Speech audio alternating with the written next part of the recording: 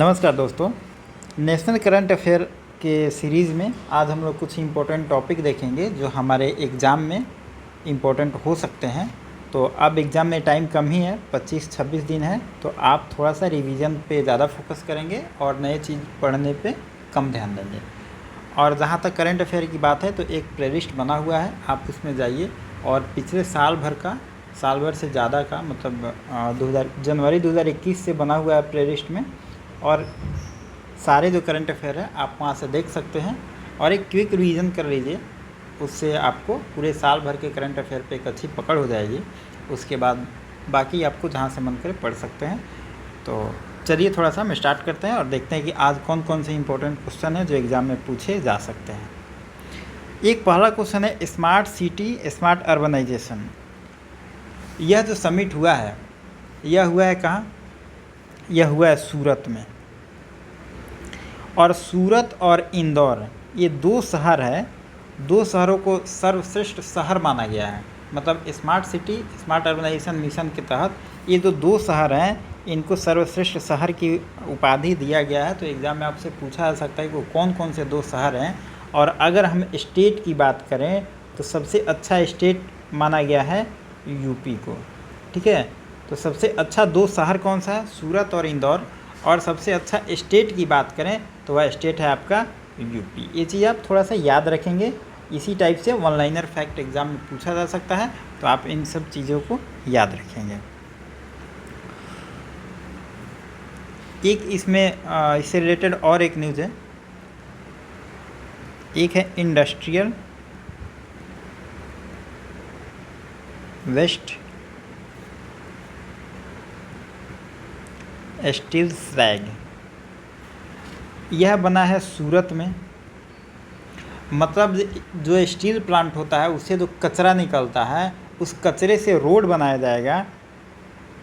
और यह रोड जो होगा, इस रोड की खासियत होगा कि वह सस्ता होगा, क्योंकि स्टील प्लांट का जो वेस्टेज मटेरियल निकलेगा उससे निकलेगा, तो यह सस्ता भी होगा, मजबूत भी होगा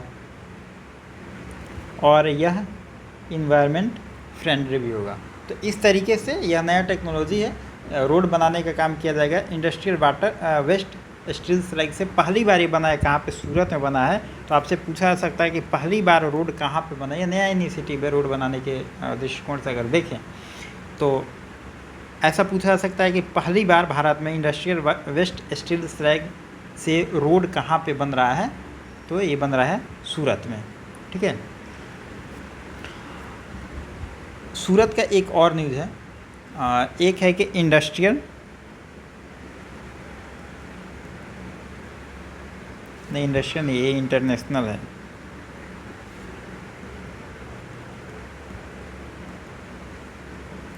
इंटरनेशनल फाइनेंशियल सर्विस सेंटर। ये कहाँ पे बन रहा है? यह बन रहा है आपको गांधीनगर में। इससे होगा क्या? इंटरनेशनल फाइनेंशियल सर्विस सेंटर यह बन रहा है गांधीनगर में, और इससे होगा कि जो इंटरनेशनल इन्वेस्टर हैं उनको आकर्षित किया जाएगा, मतलब आएंगे और यहाँ पे इन्वेस्टमेंट करेंगे। इसी के लिए बनाया गया है। तो आप देखिए एग्ज़ाम में ऐसे ही क्वेश्चन बीपीएससी में पूछा जाता है कि यह कहाँ बना है, भारत में पहला इनिशिएटिव किस राज्य में लिया गया है। तो यही वन लाइनर फैक्ट पूछे जाएंगे। तो इसके बारे में ज़्यादा डिटेल में जानने की ज़रूरत है नहीं, कि आप इतना ही जानिए कि इंटरनेशनल फाइनेंशियल सर्विस सेंटर कहाँ बन रहा है? गांधीनगर में बन रहा है। इसका काम क्या है? तो इंटरनेशनल जो इन्वेस्टर हैं उनको आकर्षित करेगा और भारत में आएंगे, इन्वेस्ट करेंगे। और भारत में अगर विदेशी इन्वेस्टर आएंगे तो उससे भारत की इकोनॉमी को एक मतलब गति मिलती है। यही सब होता है। बाकी तो इकोनॉमी में आप चले जाएंगे तो जितना इसके आगे बढ़ेंगे देखते जाएंगे। ठीक है, लेकिन प्रीलिम्स के लिए इतना ही इम्पोर्टेंट है। एक गुजरात में एक और काम हुआ है, वो हुआ है नेशनल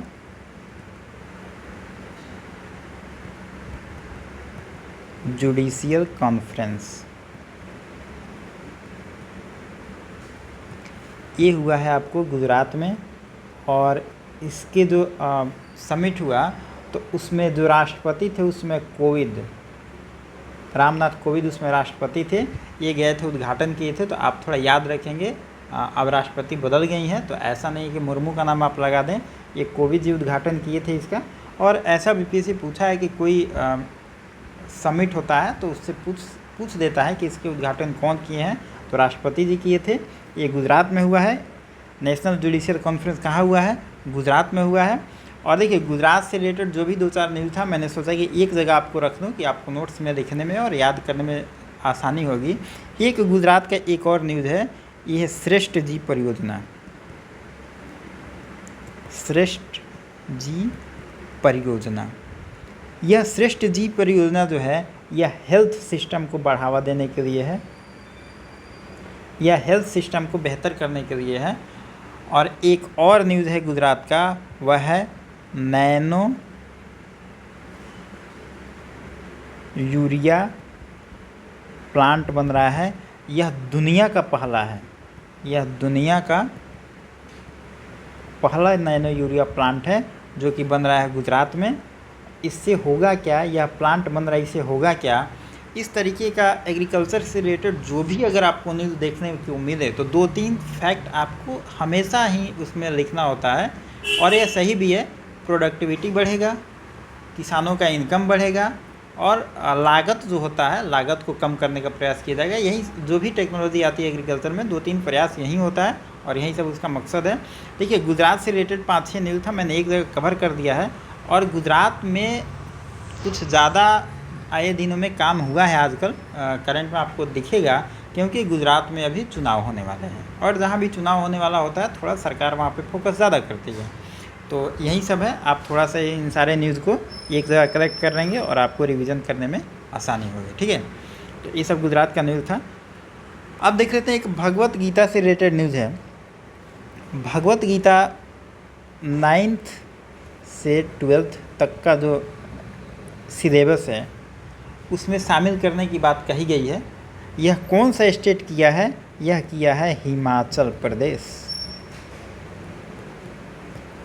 देखिए गीता अच्छी चीज़ है, सबको जानना चाहिए, उसमें बहुत अच्छी अच्छी चीज़ें लिखा गया है।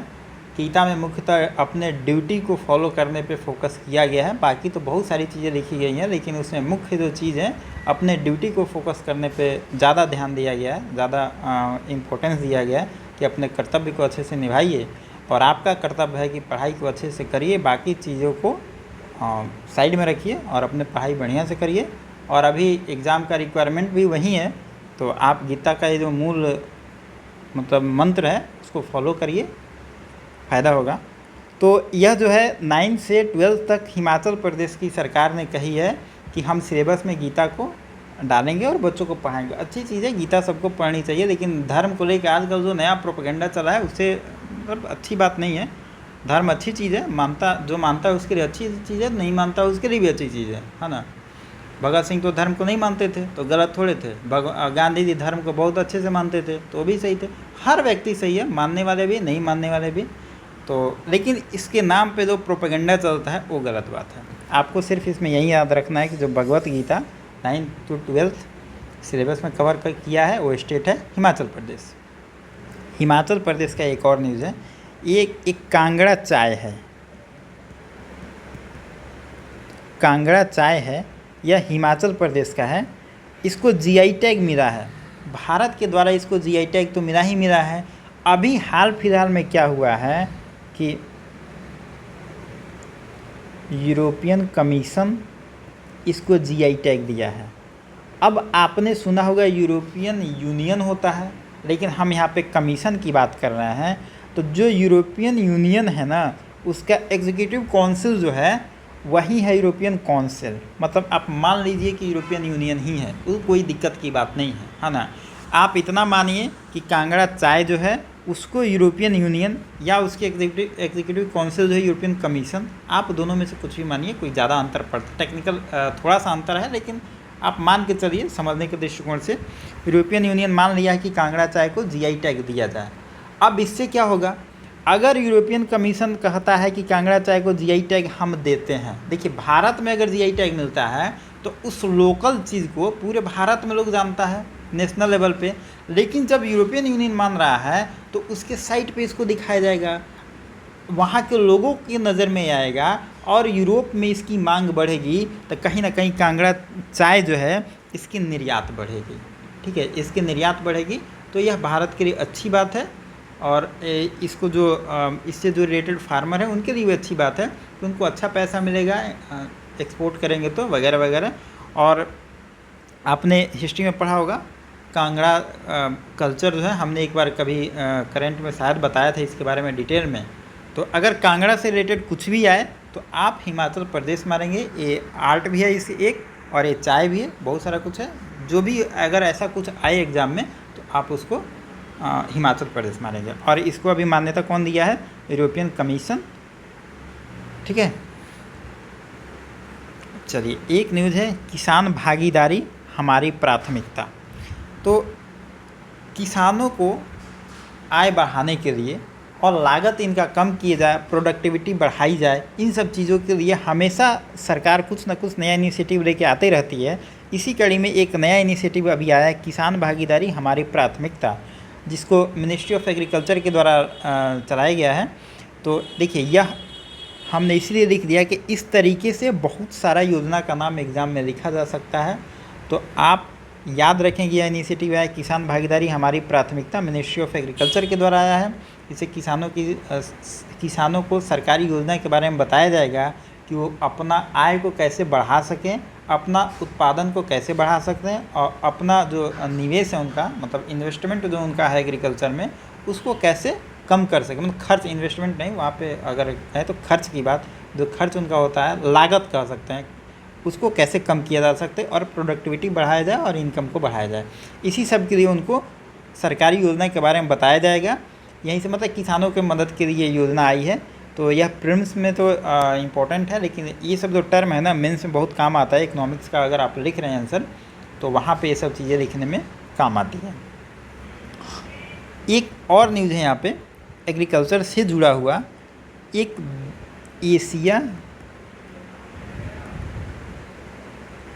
बिगेस्ट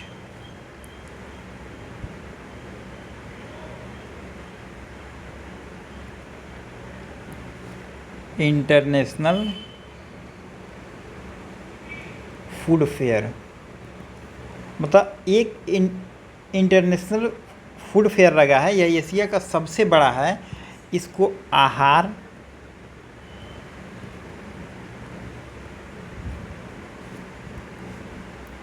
(2022) इसका मतलब इसको इस नाम से भी जाना जाता है। ये कहाँ पे हुआ है? ये हुआ है आपको दिल्ली में। और इसकी थीम की बात करें तो इसका थीम है ज्योग्राफिकल इंडिकेशन जीआई प्रोडक्ट। इसका थीम आप याद रखेंगे। आपसे एग्जाम में पूछा जा सकता है कि Asia biggest international food fair कहाँ लगा है? वो लगा है दिल्ली में। इसको आहार 2022 से भी जाना जा सकता है। ये भी एग्जाम में पूछा जा सकता है एशिया आहार 2022 कहाँ हुआ है? तो हुआ है दिल्ली में। और इसका थीम क्या है?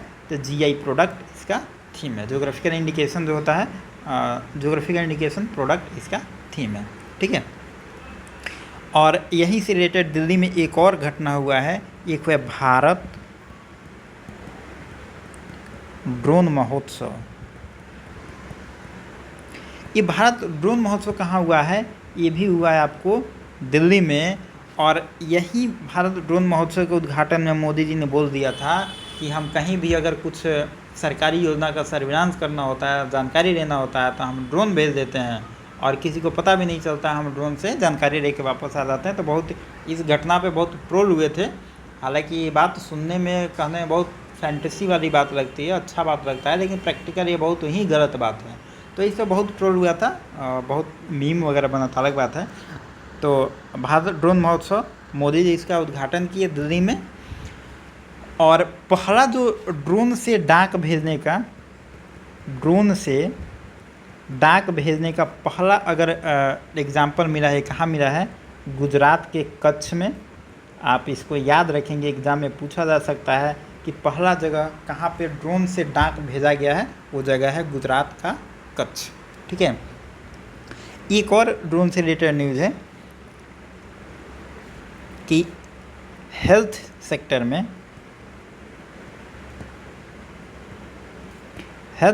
में ड्रोन का पहली बार प्रयोग कौन किया है? वह राज्य किया है उत्तराखंड। आप इसको याद रखेंगे, उत्तराखंड स्टेट हेल्थ सेक्टर में पहली बार ड्रोन का उपयोग किया है। यह एक ड्रोन कॉरिडोर बनाया है जो कहाँ से कहाँ तक होगा, यह कॉरिडोर होगा उत्तरकाशी से देहरादून तक होगा, यह ड्रोन कॉरिडोर होगा, तो आप इसको याद रखेंगे। एक दिल्ली से रिलेटेड एक और न्यूज़ है, वो है खादी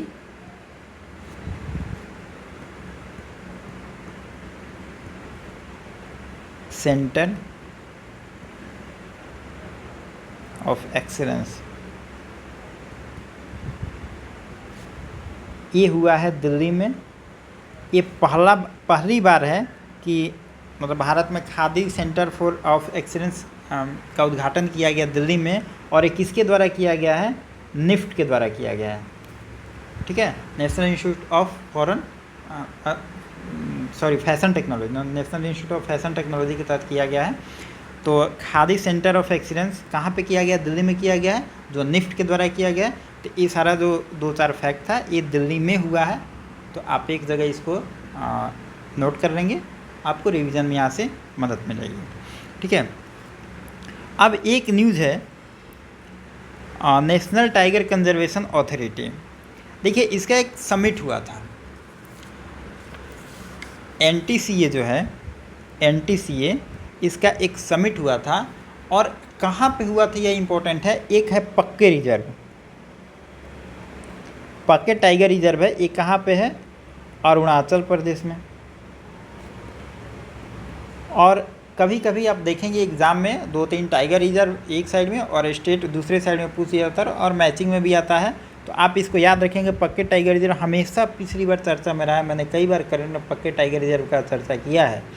तो यहाँ पे NTCA का मीटिंग हुआ है, और देखिए मीटिंग अमूमन होता है ऑफिस में होगा, लेकिन यह हुआ है कि मतलब पक्के टाइगर रिजर्व में हुआ है। या कहीं ना कहीं दिखाता है, दर्शाता है कि सरकार जो है इन्वायरमेंट के प्रति बहुत ज़्यादा सेंसिटिव है, और उस पर कुछ एक्शन लेने के लिए मतलब जागरूक है, यह चीज़ दिखाता है। तो आपसे एग्ज़ाम में पूछा जा सकता है कि NTCA का मीटिंग किस टाइगर रिजर्व में किया गया, तो यह हुआ है पक्के टाइगर रिजर्व में। और पक्के टाइगर रिजर्व है कहाँ पे, यह अरुणाचल प्रदेश में। यहाँ से दूसरा क्वेश्चन बनने की संभावना नहीं है, यही 2 क्वेश्चन पूछा जा सकता है।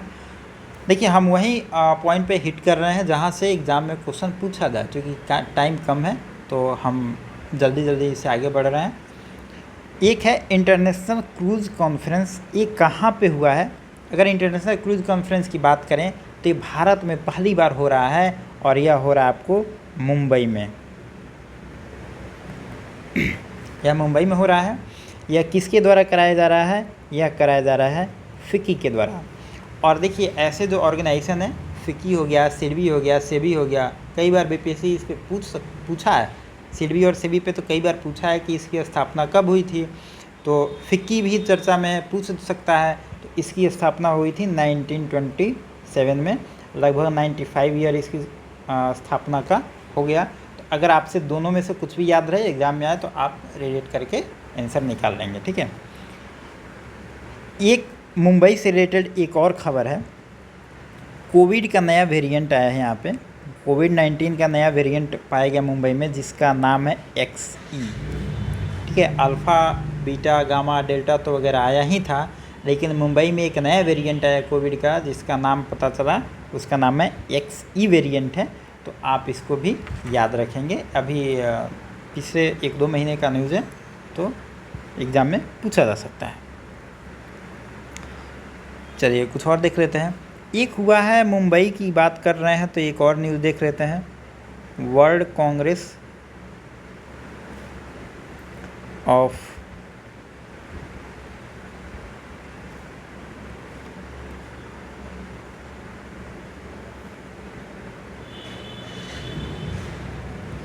अकाउंटेंट्स, मतलब अकाउंटेंट्स जो लोग हैं उनके लिए एक वर्ल्ड कांग्रेस का समिट हुआ। ये भी कहाँ पे हुआ, ये भी हुआ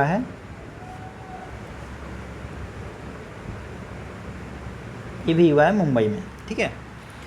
तो वर्ल्ड कांग्रेस ऑफ अकाउंटेंट्स, इसके रिलेटेड अंदर में जाएंगे तो कुछ खास आपको ऐसा नहीं कि एग्ज़ाम में पूछा जाए, इसीलिए मैंने कुछ नोट डाउन नहीं किया। यह कहाँ पे हुआ है, तो पहली बार भारत में हुआ है, आपसे एग्जाम में पूछा जा सकता है। जो मुंबई में हुआ है आप इसको याद रखेंगे। दूसरा एक और न्यूज़ था मुंबई से रिलेटेड, वह है जीन बैंक।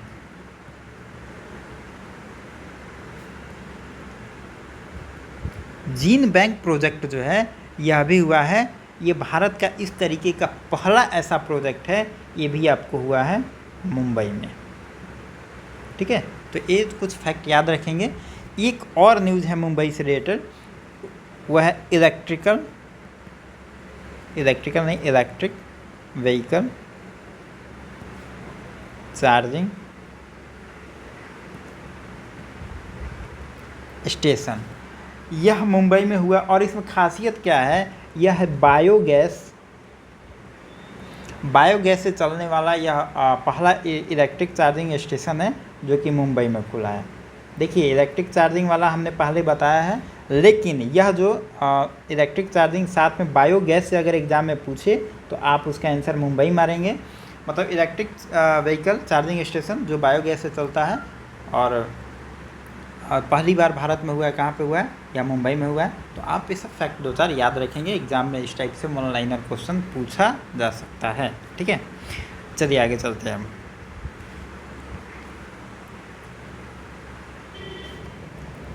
एक कैच द रेन इनिशिएटिव है।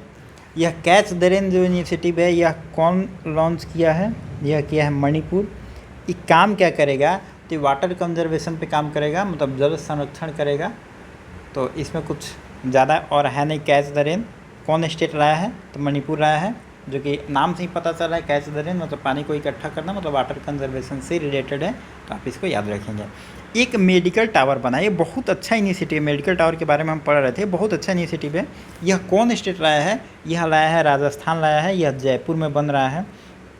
देखिए आप अगर करंट में देखेंगे तो कहीं मेडिकल टावर के बारे में लिखेगा कहीं 22 फ्लोर, कहीं लिखेगा 24 फ्लोर, लेकिन आपको इसमें कंफ्यूज नहीं होना है कितने फ्लोर का है, कितना मीटर ऊंचा है, ये सब आपसे नहीं पूछा जाएगा। ये एक्चुअली है क्या? मेडिकल टावर है कि आपको इस यहाँ पे मतलब 22 या 24 फ्लोर का जो भी हो, हमने 2 जगह देखा, दोनों अलग अलग डिफरेंट चीज़ दिखा, इसे मैंने आपको बता दिया। और ये एग्ज़ाम में ये सब नहीं पूछता। तो ये बहुत बड़ा है 22-24 फ्लोर का, और उसमें मतलब जितनी बीमारी हैं लगभग हर बीमारी का इस टावर में, मतलब टावर जो है एक बड़ा फ्लैट है समझिए, उसमें हर बीमारी का हर फ्लोर पर अलग अलग इलाज है। और इसका जो लास्ट फ्लोर है इसमें यहाँ पे एक हेलीपैड बनाया गया है।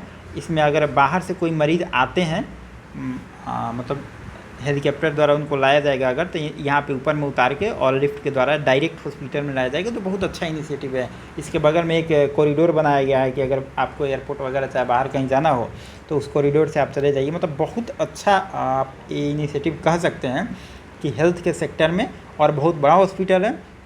इसमें लगभग हर फ्लोर में कुछ ना कुछ मतलब हर सेक्टर का अलग अलग बीमारी का इलाज के लिए किया गया, और लगभग जितनी बीमारियां हैं सारा का यहाँ पे अच्छे तरीके से इलाज होता है। तो यह एक अच्छा इनिशिएटिव है कि एक ही फ्लोर में एक ही जगह पे जितनी बीमारियां हैं सबका इलाज आसानी से हो जाए, कि जो मरीज़ हैं उनको इधर उधर भटकना नहीं पड़े। और साथ में सबसे बड़ा इनिशिएटिव है कि यहाँ पे एक हेलीपैड भी है और कॉरिडोर भी है बाहर जाने के लिए। तो ये अच्छा चीज़ है, मतलब बहुत सोच समझ के इसको बनाया गया है। तो मेडिकल टावर किस स्टेट में बना है? तो ये बना है राजस्थान के जयपुर में, आप इसको याद रखेंगे। एक है सांस अभियान। सांस अभियान लाया है कर्नाटक स्टेट, और यह किसके लिए है? देखिए ये सब जो अभियान होता है आपको सिर्फ इतना ही जानना है कौन स्टेट लाया है और उसका पर्पस क्या है, क्योंकि एग्ज़ाम में 2 ही टाइप से क्वेश्चन पूछे जाते हैं। अब इसके अंदर आप घुस के रिसर्च करें वो कोई मतलब नहीं है, ठीक है ना। तो सांस अभियान जो है यह कर्नाटक सरकार लाया है। यह 5 पहले देख रही ये है किसके लिए? निमोनिया जिन बच्चों को हुआ रहता है, निमोनिया, उनसे निपटने के लिए, निमोनिया से निपटने के लिए। और निमोनिया होता किनको है? 5 साल से कम के जो बच्चे हैं उनको ज़्यादा चांस होती है निमोनिया होने की। तो सांस अभियान निमोनिया से रिलेटेड है, बच्चों से रिलेटेड है, और कर्नाटक स्टेट से रिलेटेड है। बस आपको 3 चीज़ यहाँ पे समझनी है, बाकी चीज़ें जानने की यहाँ पे ज़रूरत आपको नहीं है। एक है ट्राइबल हेल्थ ऑब्जर्वेटरी, ये भारत का पहला है तो वैसे ही इम्पोर्टेंट हो जाता है। यह कौन सरकार बनाया है, किस स्टेट ने बनाया है? यह बनाया है उड़ीसा सरकार ने इसको बनाया है। और एक और न्यूज़ यहाँ पे देख लेते हैं। सबसे ऊंचा मौसम स्टेशन बना है, ये सबसे ऊंचा बना है। ये कहाँ पे बना है? सबसे ऊंचा मौसम स्टेशन कहाँ पे बना है? यह बना है एवरेस्ट पर। इसकी ऊंचाई की बात करें 8830 मीटर है। और ये किसके द्वारा बनाया गया है? नेशनल ज्योग्राफिक सोसाइटी के द्वारा बनाया गया है। ठीक है, तो आप इसको याद रखेंगे। मौसम सबसे ऊंचा मौसम स्टेशन बनाया गया है एवरेस्ट पे, जिसकी हाइट है 8830 मीटर, और नेशनल ज्योग्राफिक सोसाइटी के द्वारा इसको बनाया गया है। एक वेबसाइट लॉन्च किया गया है जिसका नाम है कलम वेबसाइट। ये कलम वेबसाइट साहित्य से रिलेटेड है। इसमें क्या होगा? इसमें ये होगा कि जो व्यक्ति देश में है, विदेश में हैं, या जो लोकल लेवल पे स्थानीय लोग हैं, अगर वो कुछ भी लिख रहे हैं तो उनके लेखनी को बढ़ावा देना। मतलब जो देश में लिख रहे हैं उनको विदेश में तक पहुंचाइए, जो विदेश में लिख रहे हैं उनको देश में पहुंचाइए, मतलब अलग अलग और सेक्टर में पहुंचाइए। और जो स्थानीय लोकल लेवल पे जो लोग लिख रहे हैं उनके देश में या अलग अलग जगहों पे पहुंचाना। मतलब यह वेबसाइट का काम है। कलम वेबसाइट का मतलब है कि साहित्य से जुड़े जो भी लोग हैं उनके योगदान को उनको योगदान करना और उनको बढ़ावा देना। और इसमें इम्पोर्टेंट ये चीज़ है, ये पूछा जा सकता है कि इसको लॉन्च किसने किया? इसको लॉन्च किए हैं ओम बिरला। और ओम बिरला कौन है? ये लोकसभा में स्पीकर है। ठीक है, तो अगर आपसे पूछा जाए कि कलम वेबसाइट किस चीज़ से रिलेटेड है, यह साहित्य से रिलेटेड है।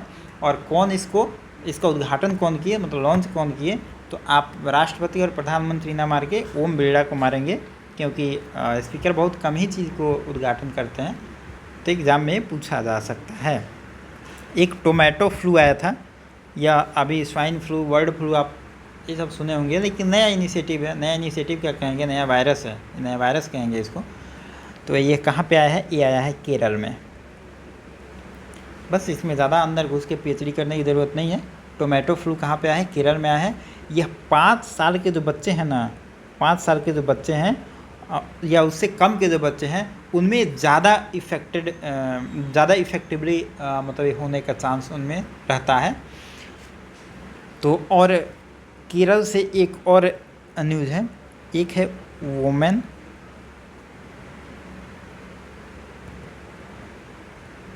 लेजिस्लेचर कॉन्फ्रेंस हुआ है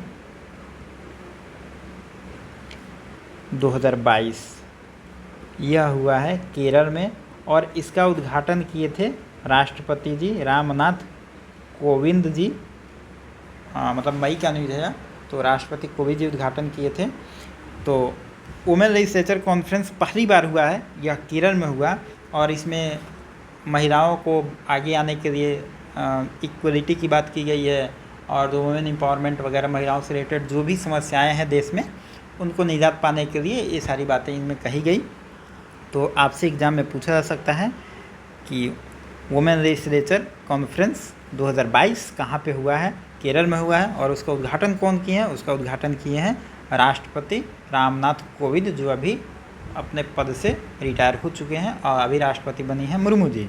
ठीक है, एक हुआ है इंटरनेशनल योगा डे।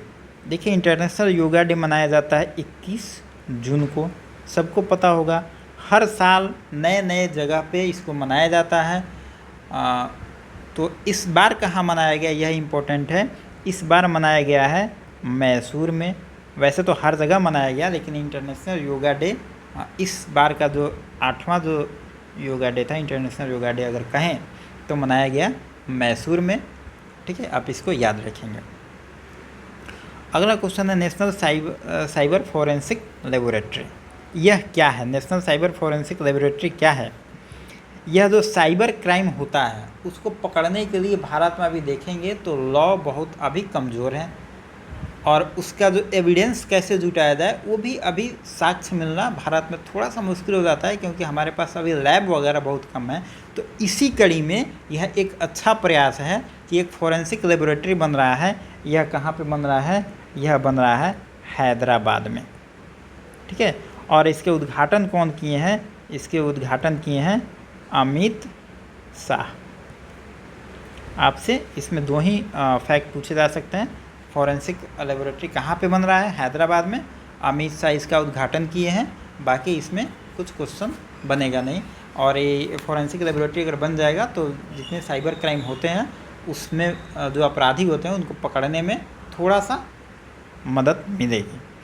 दूसरा एक न्यूज़ है बायोडाइवर्सिटी रजिस्टर।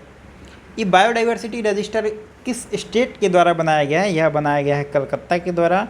और बाकी इसमें ज़्यादा कुछ देखिए, पढ़ने को तो बहुत सारी चीज़ें, लेकिन इसमें और एग्ज़ाम से रिलेटेड कुछ हमको मिला नहीं। आपसे एग्ज़ाम में यही पूछा जा सकता है कि बायोडाइवर्सिटी रजिस्टर कौन से स्टेट के द्वारा बनाया गया है? तो वेस्ट बंगाल के द्वारा बनाया गया। और वेस्ट बंगाल में अगर स्पेसिफिक पूछा जाए तो कलकत्ता आप टिक मारेंगे। कुछ और फैक्ट हैं। फर्स्ट इंडस्ट्रियल बायोटेक पार्क, यह कौन स्टेट के द्वारा बनाया गया है? यह बनाया गया जम्मू एंड कश्मीर के द्वारा बनाया गया है। कहाँ पे बनाया गया है? यह कठुआ में बनाया गया है। कठुआ बहुत फेमस जगह है, हमेशा चर्चा में रहता है आतंकवादी गतिविधि के कारण।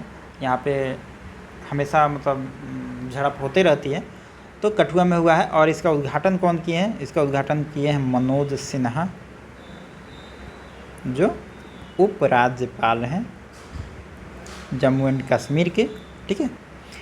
एक न्यूज़ है मिड डे मील। ये मिड डे मील तो हर जगह चलता ही है। मिड डे मील के साथ साथ अब नाश्ता भी दिया जाएगा, मतलब बच्चों को ब्रेकफास्ट भी दिया जाएगा स्कूल में। ये कौन सा स्टेट यह योजना लॉन्च किया है? यह योजना लॉन्च किया है तमिलनाडु। और तमिलनाडु को देखेंगे तो वेलफेयर में काफ़ी अच्छा काम करता है तमिलनाडु। वहाँ पे लोगों को रोज़गार देने में वगैरह, मतलब अगर 2-3 स्टेट की हम बात करें भारत में तो तमिलनाडु उसमें काफ़ी अच्छा परफॉर्मिंग स्टेट में आता है। तो तमिलनाडु ये ऐसा प्रावधान किया है कि बच्चों को जो स्कूल में मिड डे मील दिया जाता है, जो हमेशा चर्चा का इशू बनता है, उसमें बच्चों को हम साथ में नाश्ता भी देंगे, जो कि काफ़ी अच्छा इनिशिएटिव है। इससे बच्चों के हेल्थ पे असर पड़ेगा और मतलब पॉजिटिव रिस्पॉन्स, बहुत अच्छा इनिशिएटिव है, इसको कहा जा सकता है। एक न्यूज़ है सोलर एनर्जी से रिलेटेड। देखिए, सोलर एनर्जी पे अभी बहुत फोकस दिया है सरकार ने। हर स्टेट में आप देखेंगे, हर आए दिन पेपर में आप देखते हैं कि यहाँ पे सोलर प्लांट बना, कहीं पे फ्लोटिंग बनता है, कहीं पे कुछ ऐसा आपको न्यूज़ सुनने में मिलता होगा और बहुत आपको कंफ्यूजिंग भी होता होगा। इस पे एक हम सोचें कि बाद में कभी एक वीडियो इस पे लाएंगे तो उसमें बताएंगे सोलर पावर के बारे में और डिटेल में कहाँ पे क्या बन रहा है। हालांकि पहले मैंने वीडियो में बताया हुआ है इसको। देखिए, जो सोलर एनर्जी है इस पे अगर हम बात करें तो राजस्थान एक स्टेट है जो अब तक सबसे ज़्यादा 10 गीगावाट सोलर एनर्जी प्रोड्यूस करने के लक्ष्य को पार कर लिया है। तो आपसे पूछा जा सकता है कि 10 गीगावाट सोलर पावर के लक्ष्य को, मतलब इससे ज़्यादा प्रोडक्शन करने वाला स्टेट कौन सा बना है? तो वह बना है राजस्थान। ये वन लाइनर फैक्ट है, आप थोड़ा इसको याद रखेंगे। तो चलिए, आज का यही कुछ क्वेश्चन था। लगभग 18-20 क्वेश्चन, 18-20 नहीं, लगभग 30 के करीब क्वेश्चन था इसमें। आज के लिए आपके लिए क्वेश्चन है कि मेडिकल टावर भारत के किस राज्य में बनाया जा रहा है? तो आपको जो भी ऑप्शन सही लगे, हालांकि मैंने ऊपर में बताया है लेकिन आप ऊपर देखेंगे नहीं, अपने मन से जो भी आपको आंसर सही लगे कमेंट बॉक्स में लिखेंगे। और जो भी आपका सुझाव हो फ्री होकर कमेंट बॉक्स में लिखिए, हम उसको कोशिश करेंगे कि करें। और देखिए, एग्ज़ाम में मुश्किल से अभी 25 से 27 दिन है ना। तो इसमें आपको पैनिक होने की ज़रूरत नहीं है। और कोई भी जो आपके हिसाब से काम नहीं हो रहा हो, आपके पढ़ाई में कहीं से भी किसी तरीके का डिस्टर्बेंस हो रहा हो, उसको दूर करिए, हटाइए और सिर्फ एक काम करिए, पढ़ाई करिए। बाकी ज़्यादा डिबेट डिस्कशन किसी से मत करिए। जो भी मुद्दा हो बहस का, बात करने का, एग्ज़ाम बाद बैठ के निपटा लीजिएगा। अभी थोड़ा एग्ज़ाम दे लीजिए, है ना। कोई मुद्दा भागे नहीं जा रहा है, तो अभी एग्ज़ाम तक आप थोड़ा सीरियस रहिए। किसी से डिस्कशन डिबेट मत करिए। जितना हो सके लोगों से बात करना थोड़ा अवॉइड करिए।